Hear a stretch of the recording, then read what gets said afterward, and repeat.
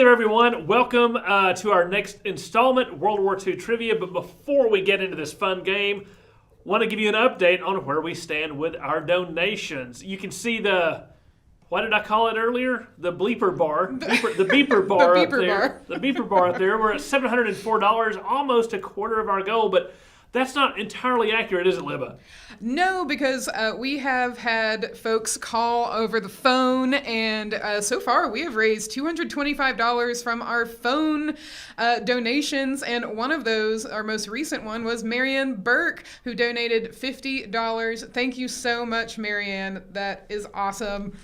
So yeah, that means if you tally those together, we're almost a third of the way there, and feels like we're just getting started. This day is flying by. We're having a great time. We hope you're enjoying having us playing in the background, right in front of you. We're still going to be here for a long time. But right now, what we want to do is go to one of our favorite things that we have with our homeschool groups and with some of our Wednesday broadcasts, a trivia game via Kahoots. Libba, Yes. You're the master of this. Can you tell them exactly how they can participate? Indeed. So on the screen, you should see the Kahoot.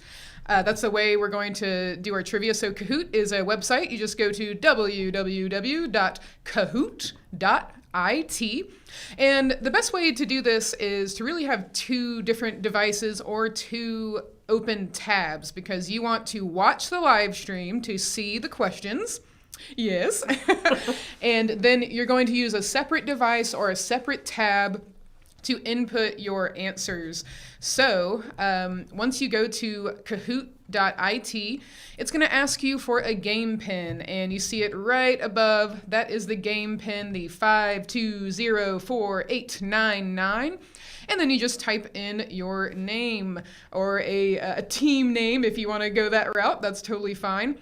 So we're going to give everyone a few minutes to join, and whoever wins the trivia is going to get a digital membership to the Northeast Georgia History Center. And if you're already a member, you are welcome to gift that to a friend or family member. So wait just a minute, Libba. For just a few minutes of fun, they could experience a year's worth of history programming? That's right. Wow, that's amazing. Yes, and of course you're also free to simply watch our trivia game. And in fact, it looks like this might be too intimidating, Glenn, because we don't have any players yet. What?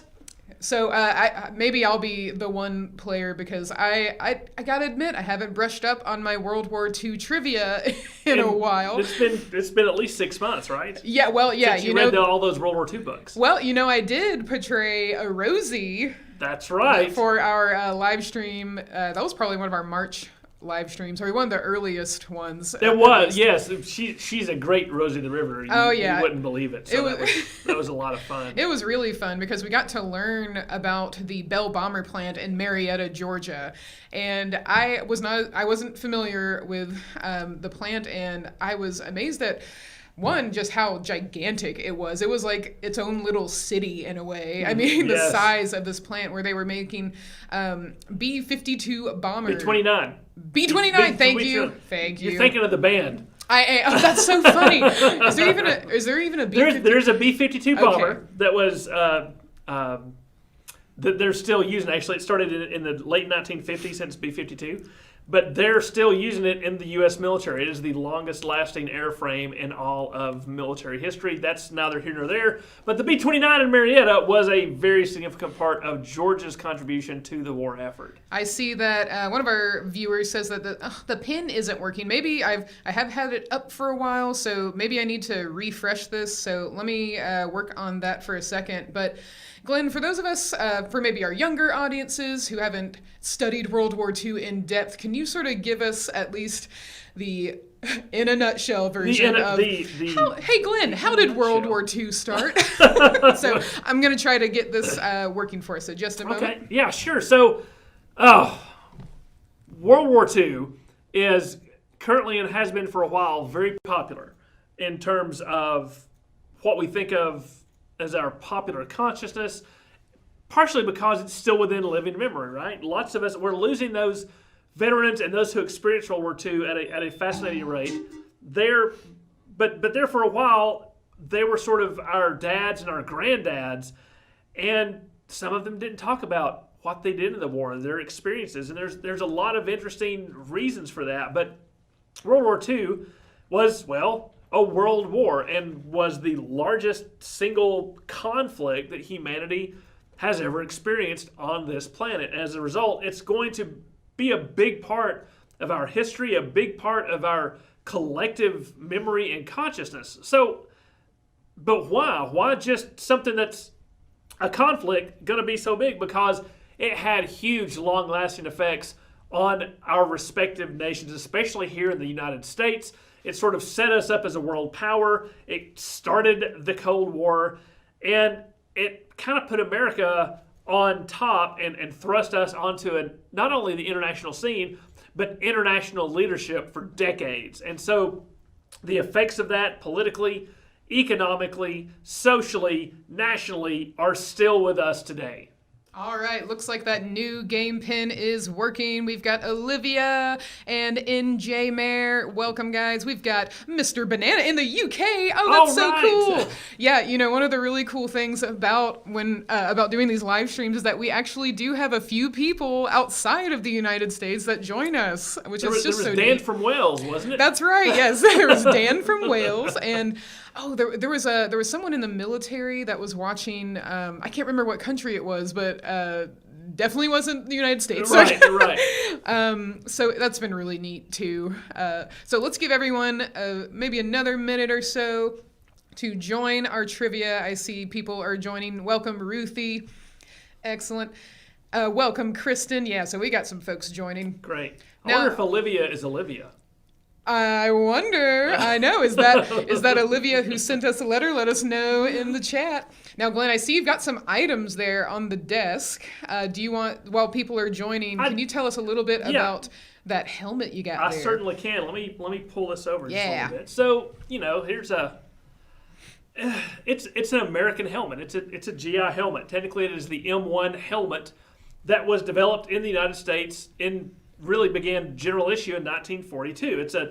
It's an interesting shape, and it has come to symbolize America's involvement in World War II, and we used, our military, our infantry especially, used this helmet design from 1942 up until really the early 1990s with only a very few small modifications like in the chin strap, but therefore this helmet style came to be the icon, if there was any single icon, of the American soldier in combat, not only through World War II, but through Korea and Vietnam and through much of the Cold War. And it consists of a shell. I'm not sure we want to take this off, but it also has a liner inside of it. So there's the metal liner, the metal shell that's made of a manganese-based steel. It is not bulletproof. It's meant to protect your head from shrapnel and things from falling from the sky, but not a direct hit. But it does severely decrease the number of battlefield casualties they had. Inside is an adjustable liner so that each soldier could individually fit this to their head to fit properly. And there's a chin strap to sort of buckle it under your chin. Most GIs in World War II actually didn't wear this helmet buckled under their chin. They would buckle it on the back and just sort of put it on their head. There's a lot of different reasons for that we won't go into right now because Libba told me I have to stay on topic. But just wanted to share with you this helmet. Again, it's kind of that American icon. And this one seems to have belonged to an officer. You can see this little white dot right here. That means a lieutenant. That means this person's probably going to be in charge of a platoon of about anywhere from 30 to 40 men. So I sort of wanted to pull this out and sort of have this symbol of America's participation in World War II here nearby. And I also have, now, those of you who are joining us, I hate to do this, but I'm going to give you a spoiler. Germany does surrender. We do win the war, right? But here's a great newspaper. The way people got news, either from the radio or from newspapers, and some of those war-over newspapers are some of the most moving. And you can really see, if you start to flip through these, you can get a lot of information, not just about the war, but about what society was like at the end of the war. What are the ads for? Are there ads? What are the want ads? What jobs are still available? What kind of goods are being sold? What kind of goods are not being sold? So a little trip a little detective trip down a 1940s newspaper can give you a lot of hints into the past, especially if you read it with that very fine magnifying glass of historic inquisitiveness. So I wanted to have that here with us too to kind of give us that idea. That's awesome. In a nutshell. Nice. Very well done. All right. So it looks like we got 8 players. And just keep in mind, players, that there is a stream delay. So what that means is that you want to answer when you see the questions on the live stream, what you're watching right now, screen. Because there is a delay, whichever device you're using to answer is going to have the answers before you see the question. So only answer when you see all of your options on the live stream itself. All right, I think we're ready. We're ready, and so watch that. The answers could be tricky. Yes. Okay, so let me get these instructions out of the way. Here we are with our Kahoot players. We've got Terry, Hawkeye, Jen, Kristen, Ruthie, Stella, Mr. Banana, Olivia, and NJ Mayer. So let's get started, players. And if anyone wants to join, you can join mid-game. And of course, you are always welcome to watch. All right, here we go. All right, so question number 1.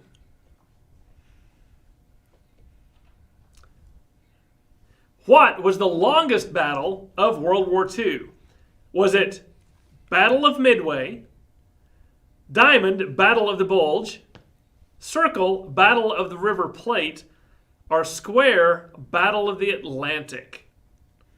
So you see we've got all kinds of time to make sure that delay works, but make sure you get your answers in, because the quicker you get your answers in, the more points you get. Mm-hmm. But you have to listen to the question and make sure you're giving the right answer, because nothing is so wrong as a wrong answer. I see those answers are coming in, so we'll give everyone enough time, but not enough time to Google anything. Oh, so. yes. No cheating, everyone. No cheating. No, this is a fun game. We trust our players. All right, we've almost got all those answers. I believe we have 8 players, so we'll give them a few more seconds. Okay. And just to go over the answers, we have red, Battle of Midway, blue, Battle of the Bulge, gold or yellow, Battle of River Plate, and green, Battle of the Atlantic. Also goes by shapes. Now, I see we've got 7 answers in. I'm going to give our other player, if they are still playing, 5, 4, 3, 2, 1. Okay. Most folks got this wrong. The answer is the Battle of the Atlantic. So it looks like a lot of people answered Battle of the Bulge. That did last a few weeks. The Battle of Midway actually only lasted about a day. But the Battle of the Atlantic. So what this means is the struggle for control of the shipping lanes in the Atlantic. That's a very, very important part of it, because especially once the U.S. gets in the war, those supplies have to flow back and forth across the ocean. And, of course, the German U-boats have the control of the sea lanes. They're trying to sink those transport ships, and there is nothing more important to Great Britain especially than to get those supplies in. So this lasts from 1939, from before the United States was involved, until Germany surrenders in 1945. And it is an ongoing, continuous battle. All right. And you still got a chance to be in the lead, since nobody got that one. That's right. But that's okay. Right. That's okay. All right, here we go. In which battle did the Axis powers lose about a quarter of their total troops on their eastern front? Was it red, the Battle of Leningrad, blue, the Battle of Stalingrad, yellow, the Battle of the Bulge, or green, D-Day? And those answers, because I believe on your input devices, it's just the shapes and colors. Oh, is it just the shapes? I'm sorry. Oh, no, it's okay. It's the shapes and colors. Okay. So in case anybody needs the shapes, we have a triangle, Battle of Leningrad, diamond, Battle of Stalingrad, circle, Battle of the Bulge, or square, D-Day. Dun, dun, dun. Yeah, we need our own question music. I know. Of course, I've been listening to our telethon theme over and over and over and over again, so I can just That's right. Libba's pupils are bouncing up and down in time to the music. All right. Oh, nice even spread across the board, but we had 2 players get that correct.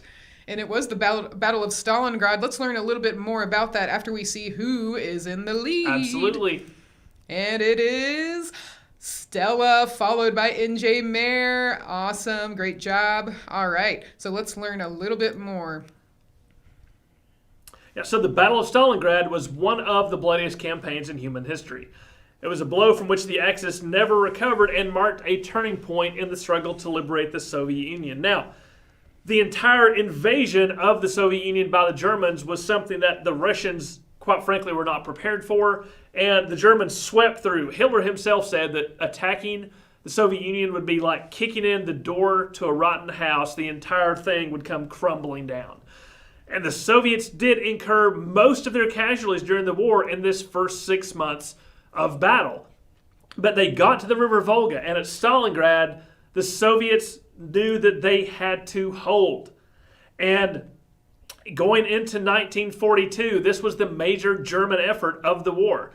And it was beyond description huge. There had never been armies this big involved. There have never been casualties like this. And by the end of it, the Soviets had captured or destroyed about 1/5 of everything the Germans had built in their army for the last 3.5 years. So it was a tremendous blow to Germany, not only to their material ability to carry on the war, but to their international prestige as well. From up until Stalingrad, the Germans were always advancing. After Stalingrad, pretty much the Germans were always retreating. That's how big a turnaround it was. Wow. So let's go to our next question then. All right. Next question is... What was the name of the B29 bomber that dropped the first atomic bomb on Hiroshima? Was it Triangle Enola Gay, Diamond Fat Man, Circle Little Boy, or Square Lucille Ball?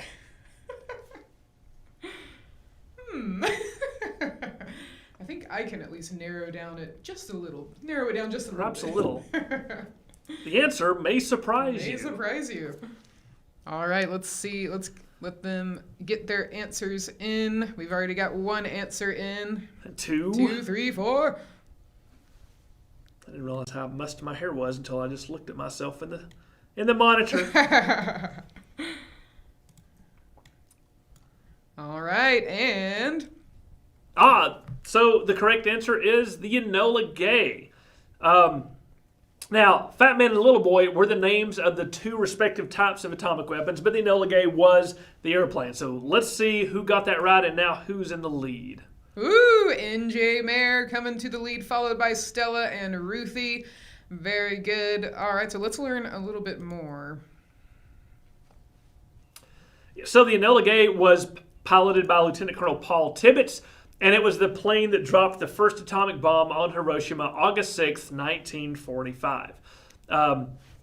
This was the first use of atomic weapons in anger, in warfare, and was something that the United States had been developing mostly because they were afraid the Germans were going to develop a bomb. And you have to understand that atomic weapons are a paradigm shift in power, in the actual destructive ability with industry coupled with science, and we'll get more into this in one of our other questions. All right. Next question. What was the code name for the Battle of Normandy? Triangle, Operation Omaha. Diamond, Operation Overlord. Circle, Operation Tiger. Or Square, Operation Old Dog. I don't know which one it is, but I like the name Operation Old Dog. Operation Old Dog. I feel like that's me trying to get up every morning. It's Operation Old Dog. Sometimes it succeeds, sometimes it fails. Yeah. All right, we got 2 answers in. 3, 4. All right. Only a couple more. They're pondering They're it. thinking about it. Or Googling it. No.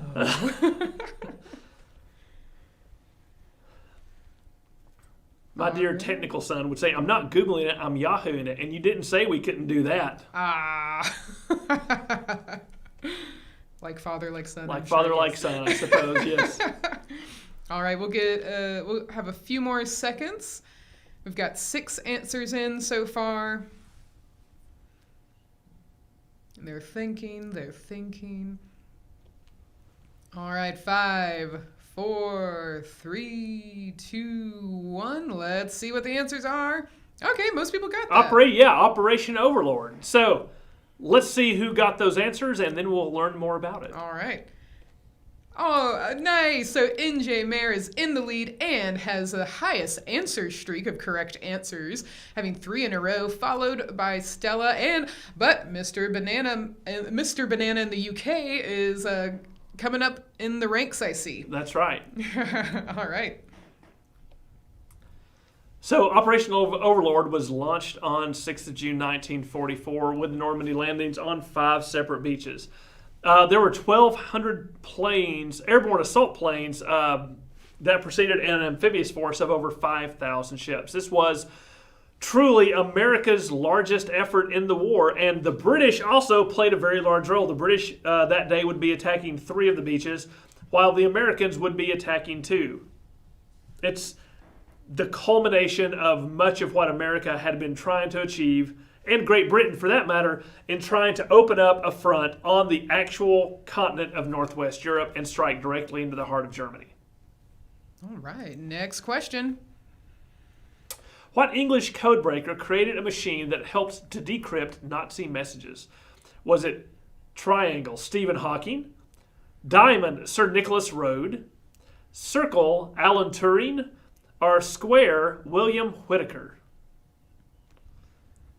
Oh, that was a quick answer. We've already got one answer in.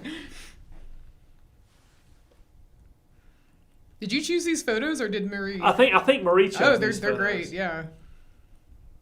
Okay, we got 2 answers in. 3, 4. Getting there. Yeah.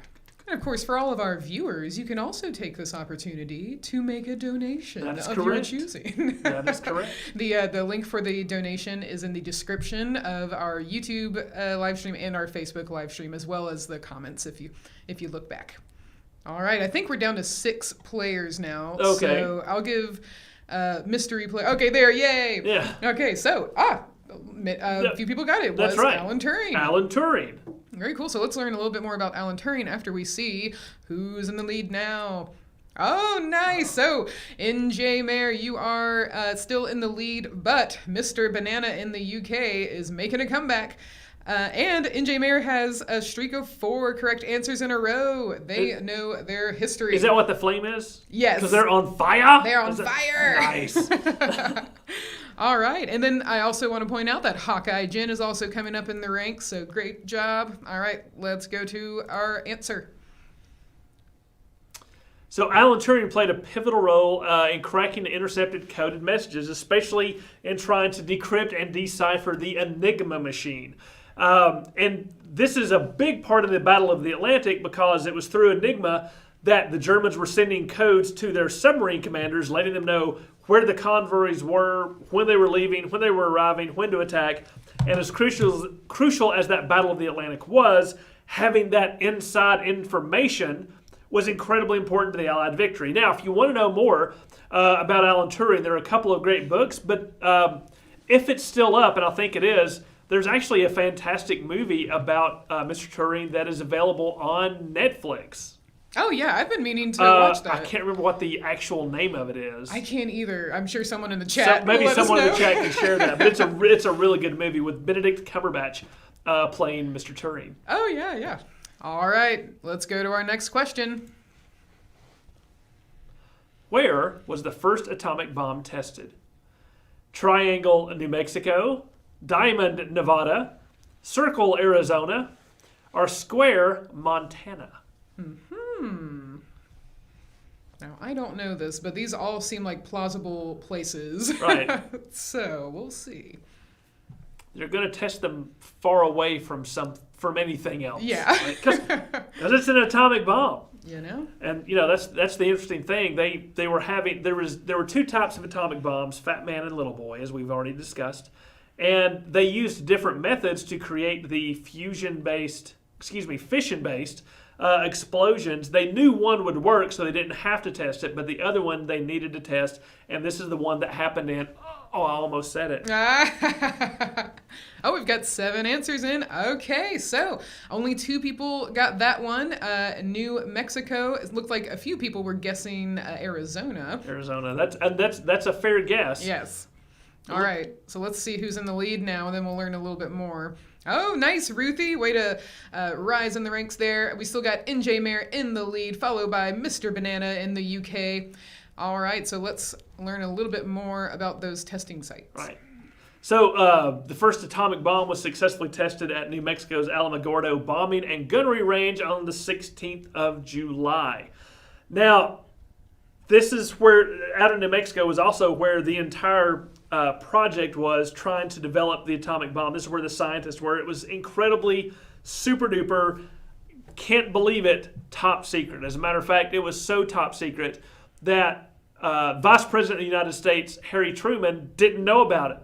And when Franklin Delano Roosevelt passes away and Harry Truman becomes president, that's when he, in effect, finds out the details. And it's Harry Truman who ends up giving permission to use the nuclear weapons against the war with Japan. So, surprise, Vice President of the United States, super top secret. Wow. All right, next question. What agreement signed on September 27, 1940 created the Axis powers? Was it Triangle, the Tripartite Act, Diamond, a Triple Alliance, Circle, the Axis Pact, or Square, the Treaty of Versailles? The Axis powers, not to give too much away, but being Italy and Germany and Japan, the bad guys, if you will, of World War II. It looks like people might be having to think about this one. Yes, I think they're thinking about this one. This is I think the hardest question on the quiz. Okay, we'll see who gets it. We've got some answers in. Because this is esoteric, quite honestly. Do you know this one? I don't. Only one of these is even familiar to me. So we'll see. All right, we've got 7 answers in. I'm going to give folks a few more seconds. And I do believe we only have 7 I think we've got players. 7 right now. So let's see who got it. Oh, a nice even spread. Only one Oh my person goodness. got it. I wonder who that was. So how do you say that? The tripartite. Tripartite. Yes. I felt like it was a hint that it was that one because you knew how to say it. That doesn't seem made up. All right, let's see who's in the lead. Nice. All right, so NJ is still in the lead, followed by Mr. Banana, but Ruthie is making their way up in the ranks there. So that's right. It looks like Ruthie's the one who got that. Oh, so, nice. Yeah, I guess so. Good job, Ruthie. All right, let's learn a little bit more. So the act was united Japan, Italy, and Germany to formalize the Axis powers. And again, this is an agreement where they came together for the purposes of mutual self-defense. And this is in 1940, however. So at this point, they kind of already know what's going to happen. They all have their different schemes of how they're going to carry out the war. And it's important to remember, too, at this point, Germany also has a pact with the Soviet Union that they will not attack each other. Of course, Germany breaks that one. That doesn't make the Soviet Union a part of this particular alliance, but it does sort of implicate them until they get attacked. And then they go to the allies of specifically and primarily the United States and Great Britain by the beginning of 1942. All right. And I see that it looks like one of our viewers may have been having some trouble with the delay. Just keep in mind that there is a stream delay, so whatever device you're answering on is going to be ahead of us. Right. So wait until you see all of the questions on the screen before you answer. I do hope that helps. Sorry for any confusion. All right, let's move on to our next question. So this is question 15. What research and development project produced the first nuclear weapon during World War II? Was it Triangle, the New Mexico project, Diamond, the New York project, Circle, the Montana project, are square the Manhattan Project? And I bet a good amount of people may get this one. All right. Maybe. Who knows? Yeah, I think I know this one. All right, we've got one answer in. 2, 3, 4, 5, 6. Let's see about that last player. All right. Oh. Yes. Most people knew that one. That's what I was going to guess. Yes. I'm like, I've heard of that. All right. You've heard of it now. You'd never heard of it in 1944. That's right. Or did I? All right, so let's see who's in the lead. NJ is still in the lead, but Ruthie is on fire with a 3 correct answer streak. Very good. And Mr. Banana is second, but there's still time. We got 5 more questions. That's right. All right, so let's go on to question. Oh, we're doing our answer this time. Oh, yeah. So, the Manhattan Project was the overall United States government effort to create a nuclear weapon during World War II. And it wasn't just New Mexico. It wasn't, just the scientists working on it. It was the entire thing. There was also a plant in Oak Ridge, Tennessee that was super secret. It was a huge plant, and yet it was top secret. And most people, the vast majority of people who worked there, didn't really know what they were working on. They had a job where they went into a factory. They, for example, said, there's going to be something that goes by your window every 5 minutes. We want you to write down what this meter says as it goes by and turn that into the end of the day. Don't talk to anyone about this. Don't talk to your wife or your husband about it.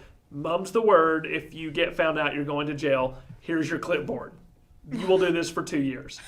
and so, no one really knew what was going on. The Manhattan Project turns out to be the biggest, most expensive part of America's effort in World War II, especially when you tie it into the assumed delivery device, the B29 Bomber. Designing and building the B29 and the Manhattan Project together constitute a huge chunk of American money and effort in World War II. All right. Next question, 17. After World War II, Germany was divided into how many occupation zones? Triangle 13, diamond 4, circle 8, or square 3. So it's got to be one of those. It's got to be one. It's got to be one of those. So let's see. See what people say. Yeah.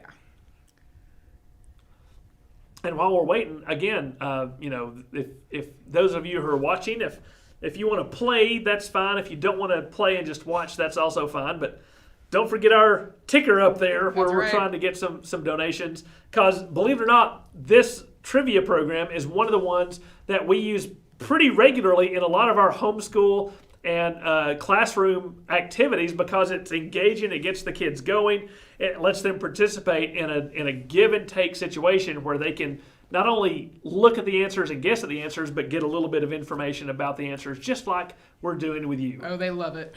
All right, so 4 people got it correct, and it was 4. It was 4, that's right. So let's see who's in the lead now. So we have NJ still in the lead, followed by Mr. Banana, but Olivia Burke is making their way up in the ranks. So I think that is Olivia. I think it is Olivia. Hi, Olivia. Olivia is one of our super fans. That's right. And we're a super fan of Olivia. Absolutely. All right, so let's learn a little bit more. So after World War II, Germany was divided into 4 zones of occupation: the British, the American, the French, and the Soviet. Now, the American, the British, and the French eventually become West Germany, and East Germany becomes East Germany. And this leads to this makes Germany one of the central areas of focus, conflict, and friction during the Cold War period, because Germany had been the bad guy for 2 world wars. And in both of those world wars, they had invaded the Soviet Union and caused millions of casualties, lots of damage. And so the Soviet Union wants a buffer state. They don't want Germany to become powerful enough to do this again, right?